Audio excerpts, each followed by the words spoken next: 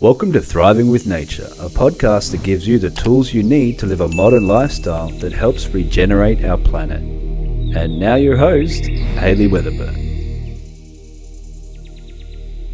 Episode 54, Letting Go of the Old Way. Hey Thrivers, welcome to this week's episode. I'm actually out on the land right now and I'm having a bit of a download moment, and I thought, why not record this? So I've got my arit, which is my Balinese curved knife, and I'm here around some bananas, starting to clean up the bananas because there's a lot of dead things falling off and yeah, a lot of things. And I wanted to share something that's just going on in my head right now. So I came to the land today after a big rain, so there was a lot of rain, and I was like, I'm going to be on the land, I'm going to be on my own, I'm going to clean these and all this kind of stuff. And my landowner is here because he's helping create the access for the road. Absolutely amazing guy, so helpful. And it's interesting, I just want to share what's going on in my brain. And you know, there's some retraining here from being in the Western world where you're so independent, you want to prove yourself. You know, part of me is like, oh, this YouTube channel and this, I'm going to show how I can do this all on my own. And I was actually sharing with my mum this morning. She was sort of reminiscing about how when I was a kid, even when I was 2, I would dress myself and just be adamant that bikini and gumboots were what I wanted to wear today in winter at -4. Really independent, bit stubborn. For those of you who know me, that's true.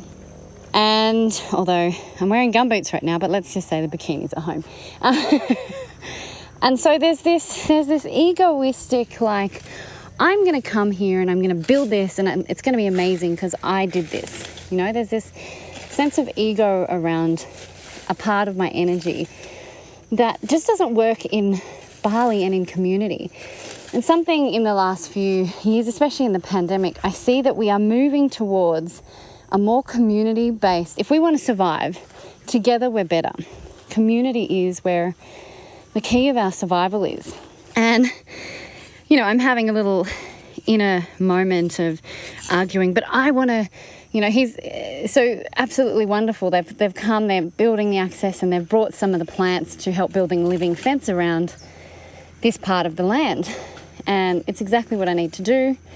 But part of me was disappointed. It's like, no, I want to struggle and do it on my own and prove that I can do this and show the world. And yeah, it's a very true thing for me, but it's for us to evolve as civilizations. It's something that they do up here in the village. They have a word for it in Indonesian and Malay called gotong royong, whereas the village comes together and helps one another.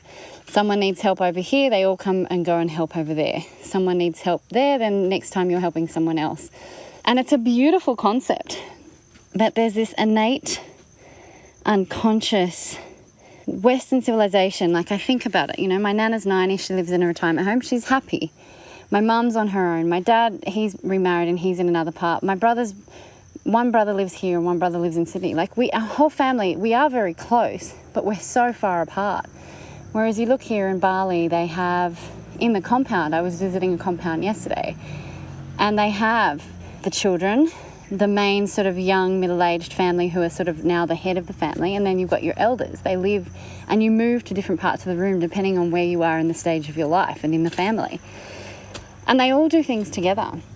And it's so beautiful. They're never alone. They find it really fascinating when Westerners come and want to be on their own for so long. They really struggle with that, and they often come. Norm was sharing when he first came up 30 years ago, and he just wanted to be on his own, but none of them would leave him alone because they were worried. Because they're like, this is unusual behaviour to be on your own.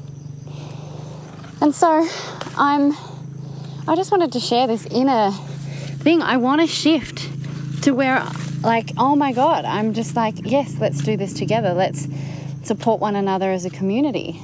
You know, Pakita's helping me with the fence, and then there'll be a time where I was like, here, I'll be an extra hand and help you somewhere else. And it's like, I want to get away from this, I must prove myself to do it all on my own, and actually go, I now live and am part of a village. And how can I help support the village, and how can I learn to be part of a unit together?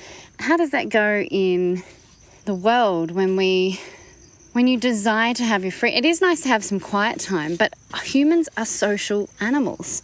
We are meant to be together. Interdependent is what I like. I love that term, interdependent. And so I have striven for independence, and what I now want to learn is interdependence, where yes, I can survive on my own, but I would rather be part of a community and a village to join together. So it's a work in progress at the moment. You know, there is this stubborn little 2-year-old girl that wants to wear bikinis and gumboots right now. I want no one else to be here, and I want to do it on my own, and I'll ask for help when I want it.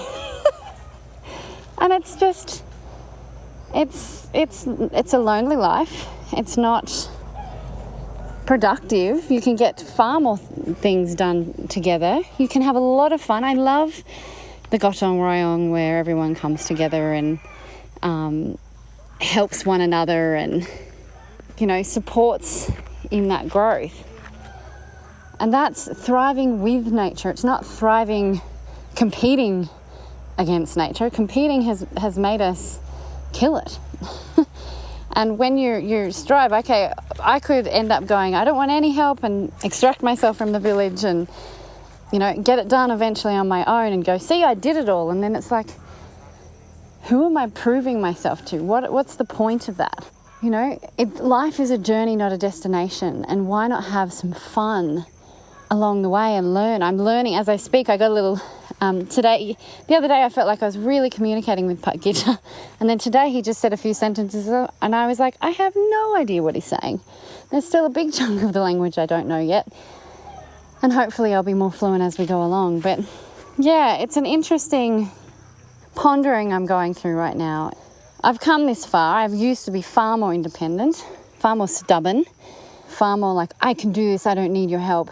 But that's not how I want to live. And I didn't move to a village to be like that. I've moved to a village to learn how to integrate with the village life and become part of the village and become part of helping this village. Together we're better. Bruce Lipton talked about it. In 2017, I went to see him at an Uplift festival, and he talked about the evolution of humans is community. I mean, you look at ants, they go together and they just achieve so much so quickly because they're just all working together for a common goal.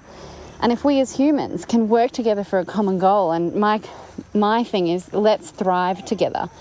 Oh my gosh, there is this divine beetle that has 3 legs each side. They've got purple, red, peach, bright blue. It's got these little pincer things. Anyway, it's just flown away. Sorry, squirrel. You can hear the chickens in the background. Yeah, I just wanted to bring you on the land and just share this pondering I was having as I'm cutting down and cleaning these bananas, because I think it's something we all need to strive towards. Anyway, I'd love to hear your thoughts and your comments, and if you go through this internal conflict, yeah, message me on Instagram or Facebook or wherever you see or hear this, on YouTube, write a comment. I'd love to hear from you and what your thoughts are. Have you gone through that? Have you said no to some help and then realised actually, like, they genuinely just want to help and be part of it, and they're excited by your project too. And so why not enjoy that together with people? So that's where I'm at. It's like being more flexible, open. Yes, I wanted to prove that I could build a living fence, which is just putting sticks in the ground, really. You've just got to find the right sticks. But how much more fun will it be if I help and like receive that generosity of him already starting to do these things? Like, it's just beautiful. So there you go. That's this week's episode. Thank you so much for listening and joining me on this journey of growing and learning how to thrive with nature, thrive together with our human nature is actually to be more social and help and support one another. I know all of you out there, if you could do anything in the world, a lot of the times you want to help someone with something, you know, that you want to make a difference in people's lives. And so part of making a difference in people's lives is receiving help and with welcome arms and learning and joining in together. So there you go. Anyway, thank you so much for listening. Have an absolute amazing week, and I'll see you again later. Bye. Hey, if you enjoyed listening to my podcast, remember to subscribe to hear more. You also have to come check out the Living Supplement Garden, a garden that reads your individual's body's condition and grows the substances it requires to move towards optimal health and potentially healing your ailments. When we align with nature, we thrive with nature. I'd love to have you join myself and others as we discover the magic of nature together and strive to heal both ourselves and our planet. Go to thrivingwithnature.com.